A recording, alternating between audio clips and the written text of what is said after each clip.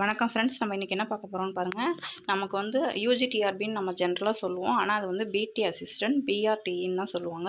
நீங்கள் வந்து எக்ஸாமுக்கு அப்ளிகேஷன் போட்டிருக்கும் போதே உங்களுக்கு ஒரு பாஸ்வேர்டு யூசர் ஐடி கொடுத்துருப்பாங்க. அந்த யூசர் ஐடியில் பார்த்தீங்கன்னா பிடி பிஆர்டிஇ அப்படின்னு தான் வரும். அதுலேருந்து தான் நம்பர் 0 அப்படின்னு ஸ்டார்ட் பண்ணியிருக்கோம். நீங்கள் பாஸ்வேர்டும் யூசர் ஐடியும் வந்து அப்ளிகேஷனில் எழுதி வச்சுருப்பீங்க. அப்படி இல்லைனா ஃபோனில் நோட் பண்ணியிருப்பீங்க.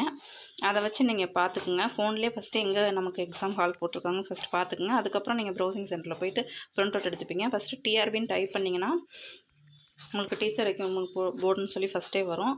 அதில் போனீங்கன்னா நியூ டிஆர்பி வெப்சைட்னு சொல்லி இருக்கும். எப்போவுமே நம்ம இப்படி தான் எந்த PO exam, TET exam, TRB சம்மந்தமான எல்லாத்துக்குமே இப்படி தான் போகணும். அப்படி போயிட்டே இருக்கும்போது கீழே வந்து பார்த்திங்கன்னா ஸ்க்ரோல் ஆகி பண்ணிகிட்டே லாஸ்ட்டில் போகும்போது இப்போ கரண்ட்டில் விட்ட ஏதாவது ஒரு ப்ரெஸ் நியூஸ் வேறு ஹால் டிக்கெட் எல்லாமே இங்கே தான் ஸ்க்ரோல் ஆகிட்டே இருக்கும். டேட் கொடுத்துருக்காங்க பாருங்கள், பிஆர்டி ஹால் டிக்கெட்னு சொல்லிட்டு.